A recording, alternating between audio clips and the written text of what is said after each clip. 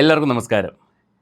അങ്ങനെ കിച്ചു സുധി അങ്ങനെ പറയാൻ എനിക്കിഷ്ടം. കിച്ചു സുധി എന്ന് പറയണം. കാരണം ഇതുവരെയും അവൻ തൻ്റെ അച്ഛൻ്റെ പേര് കളങ്കപ്പെടുത്താനോ അല്ലെങ്കിൽ എൻ്റെ അച്ഛൻ ഇന്നൊരാളാണ് എന്നും പറഞ്ഞിട്ട് ഞാൻ ഇന്നയാളുടെ മകനാണെന്നും പറഞ്ഞിട്ട് അവൻ എവിടെയും ഒരു ചാൻസ് പോലും ചോദിക്കാൻ പോയിട്ടില്ല. പോയതായിട്ട് നമുക്കറിയില്ല, നമ്മൾ എവിടെയും കണ്ടിട്ടില്ല. പക്ഷേ ഇന്ന് ഒരുപാട് സന്തോഷമുള്ള ദിവസമാണ്.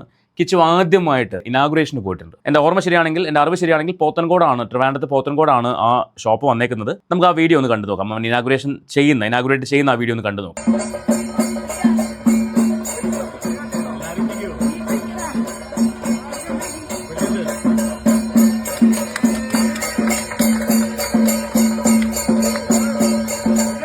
കിച്ചു സുധി അവൻ്റെ ഫസ്റ്റ് ഇനാഗുറേഷൻ. കൺഗ്രാജുലേഷൻസ് മോനെ. ഇനിയും ഒരുപാട് ഇനാഗുറേഷൻസ് നിനക്ക് കിട്ടട്ടെ. മറ്റൊരു സന്തോഷ വാർത്ത എന്ന് പറയുന്നത് കിച്ചു സ്വന്തമായിട്ടൊരു ക്ലോത്തിങ് ബ്രാൻഡ് സ്റ്റാർട്ട് ചെയ്യുവാണ്. നമുക്ക് അതും കൂടി ഒന്ന് കണ്ടു നോക്കാം.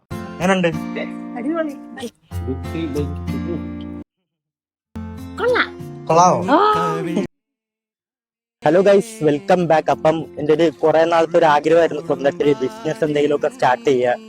അപ്പം ഫൈനലി സ്വന്തമായിട്ടൊരു ക്ലോത്തിങ് ബ്രാൻഡ് സ്റ്റാർട്ട് ചെയ്തിട്ടുണ്ട്. അതിന്റെ പേര് വരുന്നത് ലൂപ്സി ബൈ കിച്ചു എന്നാണ്.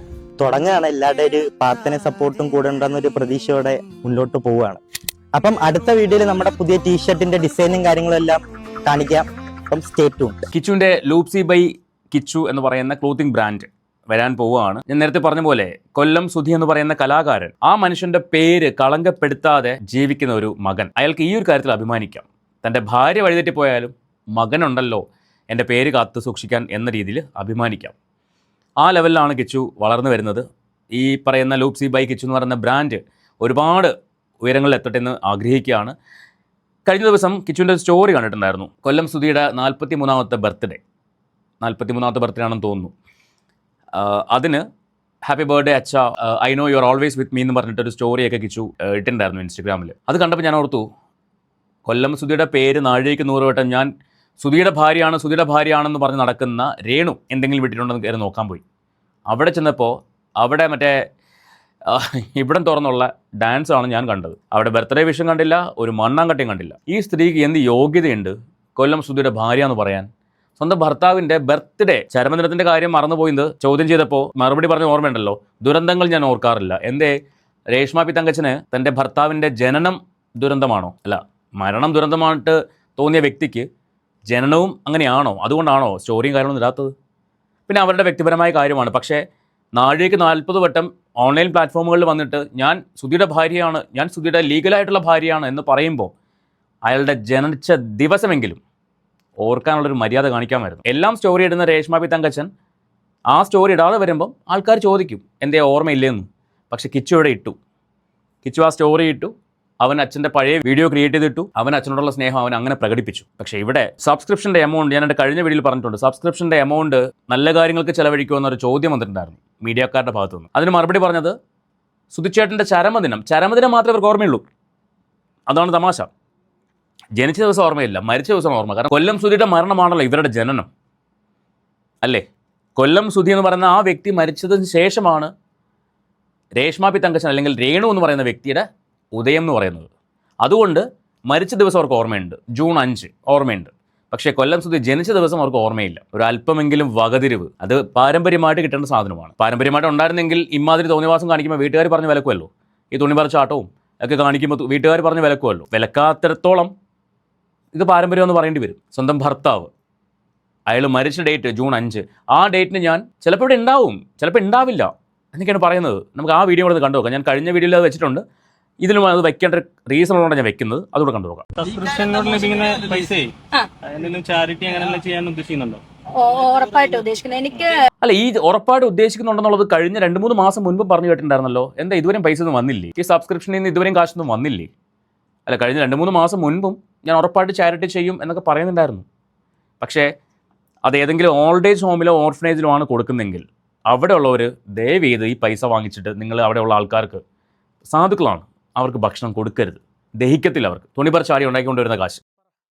ഞാൻ സുധിച്ചേട്ടന്റെ മരണ ദിവസമാണ്, അതായത് മരണ ദിവസം ഓർമ്മയുണ്ട്, ജനിച്ച ദിവസം കഴിഞ്ഞ ദിവസമായിരുന്നു, അത് ഓർമ്മയില്ല. എന്താ അല്ലേ? ജൂൺ 5-ന് ചടങ്ങൊന്നുമില്ല, ആരെയും ക്ഷണിക്കുന്നുമില്ല എന്നും കൂടെ പറയാണ്. ഓ, എന്തിന്? 3 വർഷം ആയില്ലേ, കഴിഞ്ഞില്ലേ, ഇനി എന്തിന്? ആദ്യത്തെ വർഷം ചടങ്ങ് നടത്തിയിട്ട് ഡാൻസും കൂത്തും ബഹളമായിരുന്നു. 2ാമത്തെ വർഷം കുറച്ച് പേരൊക്കെ വന്നിട്ട് കുറേ ഷോ ഓഫ് ഒക്കെ കാണിച്ചു. മൂന്നാമത്തെ വർഷം എന്തിന്? ആരെ കാണിക്കാൻ? ആരെ ബോധിപ്പിക്കാൻ? പിന്നെ കൊച്ചമ്മ ഇവിടെ ഇല്ലല്ലോ. കൊച്ചമ്മ എവിടെ യാത്ര പോകാൻ പോവല്ലേ അല്ലേ? അതാണ് ഇനി പറയുന്നത്, കേൾക്കാം. ചടങ്ങൊന്നുമില്ല, കാരണം മൂന്നാമത്തെ വർഷമാണ്. ചടങ്ങുമില്ല, ആരെയും ക്ഷണിക്കുന്നുമില്ല. നമ്മൾ പോയി തിരികത്തിച്ച് പള്ളി. അപ്പോൾ 5 വർഷം കഴിഞ്ഞ് ആ പേര് പോലും ഓർമ്മ ഉണ്ടാവില്ല. മൂന്നാമത്തെ വർഷമായപ്പോൾ ചടങ്ങ് നിർത്തി, പള്ളിയിലെ പ്രാർത്ഥനയും നിർത്തി. അപ്പോൾ 4-5 വർഷമൊക്കെ കഴിയുമ്പോൾ കൊല്ലം സുധി എന്നുള്ള പേര് പോലും കേൾക്കാൻ പറ്റില്ല. അല്ല, ഈ രീതിയിലാണെങ്കിൽ കേൾക്കാതിരിക്കേണ്ടത് നല്ലത്. സത്യം അതാണ് നല്ലത്. ബാക്കി പറ. പ്രാർത്ഥന ഒന്നുമില്ല, നമ്മൾ മാത്രം സ്വന്തമായിട്ട് പോയി പ്രാർത്ഥിക്കും, തിരിച്ചു വരും. അന്ന് എന്റെ ഒരു അല്ല, ഈ പ്രാർത്ഥിക്കാൻ പോകുന്നത് പള്ളിയിലല്ലേ, വേറെ എവിടെയെങ്കിലും ആണോ? ആഗ്രഹം നമ്മുടെ അടുത്തുള്ള ഒരു അനാഥാലയത്തിൽ കുട്ടികളുടെ ഒപ്പം പോയിരുന്ന് ഫുഡ് കഴിക്കുക എന്നാണ്. എനിക്ക് തോന്നുന്നത് അടുത്ത ദിവസം. എൻ്റെ പൊന്നോ, ആ ഓർഫനേജുകാരോട് പറയാനുള്ളത്, ദയവ് ചെയ്ത് നിങ്ങൾ അല്ലാതെ ഇവർക്ക് ഫുഡ് കൊടുത്തോ. ഇവർ കൊണ്ടുവരുന്ന പൈസ വാങ്ങിച്ചിട്ട് കൊടുക്കല്ലേ അവിടെയുള്ള അന്തേവാസികൾക്ക് അല്ലെങ്കിൽ കുട്ടികൾക്ക്. ദഹിക്കില്ല, നേരത്തെ പറഞ്ഞ പോലെ ദഹിക്കത്തില്ല. ദിവസം ചിലപ്പോൾ ഞാനൊന്ന് പുറത്ത് പോവായിരിക്കും, ഒരു ചിലപ്പോൾ. അപ്പൊ അങ്ങനെ എന്തെങ്കിലും ഷൂട്ടോ വിക്കി അവിടെ അത് അറിയാണ്ട് പറഞ്ഞു പോയതാ, പറയാൻ പാടില്ലായിരുന്നു. അറിയാ ദുബായ് പോകുന്ന കാര്യമൊക്കെ അല്ലെങ്കിൽ പുറത്തേക്ക് പോകുന്ന കാര്യമൊക്കെ ഇങ്ങനെ വിളിച്ച് പറയാവോ? വിളിച്ച് പറഞ്ഞു കഴിഞ്ഞാൽ പണി വരില്ലേ? വരും, ഉറപ്പായിട്ടും വരും. കേൾക്കാം. പ്രോഗ്രാം ഉണ്ടെങ്കിൽ ചിലപ്പോൾ ഞാൻ കാണത്തില്ലായിരിക്കും, മക്കളെ വിടും. പ്രോഗ്രാം ഉണ്ടെങ്കിലോ? അപ്പോൾ ഇല്ലേ? തീരുമാനിച്ചില്ലേ? തീരുമാനമായില്ലേ? ഈ ഷൂട്ട് തന്നെയാണോ അവിടെ? ദുബായിൽ നിന്ന് കുറച്ച് കൂട്ടുകാരന്മാർ വന്നിട്ടുണ്ടായിരുന്നു കഴിഞ്ഞ ദിവസം. ഒരു വീഡിയോ ഞാൻ കണ്ടായിരുന്നു. ഏതൊരു ഹേമന്ത് കുമാറോ ഏവനോരുത്തൻ ഫോട്ടോഗ്രാഫറായിട്ട്. അത് ചിലപ്പോൾ ഇവിടുന്ന് കൊണ്ടുപോകാൻ വേണ്ടി വന്നതായിരിക്കും. ഇത് ചെറിയ ചെറിയ കളികളൊന്നും അല്ല. നമ്മൾ വിചാരിക്കുന്ന പോലെ രേഷ്മ പി തങ്കച്ചി എന്ന് പറയുന്നത് ചെറിയ കളിയൊന്നും അല്ല, ചെറിയ കളികളുമല്ല. നോക്കാം. എവിടെ ആയിരുന്നാലും സുധിച്ചേട്ടന് വേണ്ടി ആ സമയത്ത് പ്രാർത്ഥിച്ചു. ആരേ മക്കള്? സുധിച്ചേട്ടന് ആകെ 2 മക്കളുണ്ട്, അതിൽ ഒരാൾ കൊല്ലത്താണ്, അവനിങ്ങോട്ട് വരത്തില്ല. പിന്നെ വേറെ ഏതാ മക്കള്? മോനല്ലേ ഉള്ളൂ അല്ലേ? ഒരു മോനല്ലേ ഉള്ളൂ, വേറെ മക്കളാരാ? കൊല്ലം സുധിക്ക് വേറെ മക്കളുണ്ടോ എന്ന് എനിക്കറിയില്ല. അതായത് ഇവരിൽ വേറെ മക്കളുണ്ടോ എന്ന് എനിക്കറിയത്തില്ല. ഇതാണ് ആയ്മ പറയുന്നത്. സബ്സ്ക്രിപ്ഷനിൽ നിന്ന് കിട്ടിയ കാശ് വെച്ചിട്ട് ഓർഫനേജിൽ പോയിട്ട് അവിടെ കുട്ടികൾക്കൊപ്പം ഇരുന്ന് ഭക്ഷണം കഴിക്കണം. പിന്നെ ഞാൻ ഭയങ്കര ബിസി ആയ ആളാണ്, അതുകൊണ്ട് ആ സമയത്ത് ഉണ്ടാവും എന്നുള്ള കാര്യം ഉറപ്പൊന്നുമില്ല. ഉണ്ടെങ്കിൽ അവരുടെ കൂടെ പോവും, ഇല്ലെങ്കിൽ ഞാൻ എവിടെയെങ്കിലും ഒന്ന് പ്രാർത്ഥിക്കും എന്നൊക്കെയാണ് പറയുന്നത്. വേറെ ചടങ്ങുകളോ കാര്യങ്ങളൊന്നുമില്ല. കാര്യം വർഷം എത്ര ആയല്ലോ, അപ്പോൾ ഇനി ചടങ്ങൊന്നും നടത്തിയിട്ട് വലിയ കാര്യമൊന്നുമില്ല. ഇനിയിപ്പം ആ സിമ്പതിയുടെ കാലമൊക്കെ കഴിഞ്ഞു, ഇനി സിമ്പതി പിടിച്ചു പറ്റാനൊന്നും താല്പര്യമില്ല. കാര്യം ഇനിയിപ്പോൾ എന്ത് പറഞ്ഞാലും അത് വൈറലാണ്, ലൈം ലൈറ്റ് നിർത്തും. അതുകൊണ്ട് ഇനി കൊല്ലം സുധിയുടെ പേര് പറഞ്ഞില്ലെങ്കിലും എവിടെയൊക്കെ തന്നെ ഉണ്ടാവും എന്നാണ് ആയ്മ പറഞ്ഞു വെക്കുന്നത്. എന്തെങ്കിലുമൊക്കെ ആവട്ടെ. എനിവേ, ഞാൻ പറഞ്ഞല്ലോ, പബ്ലിക് പ്ലാറ്റ്ഫോമിൽ വന്നെടുക്കുന്ന ചിലയ്ക്കുന്ന കാര്യങ്ങൾ മാത്രമേ ഞാൻ എടുത്തു വെച്ച് സംസാരിക്കാറുള്ളൂ. അതുകൊണ്ടാണ് ഇന്ന് വീഡിയോ ചെയ്തത്. സോ നിങ്ങൾക്ക് നിങ്ങളുടെ അഭിപ്രായം തീർച്ചയായിട്ടും കമൻറ്റ് ചെയ്യുക. നമുക്ക് മറ്റൊരു വീഡിയോ ആയിട്ട് വീണ്ടും കാണാം.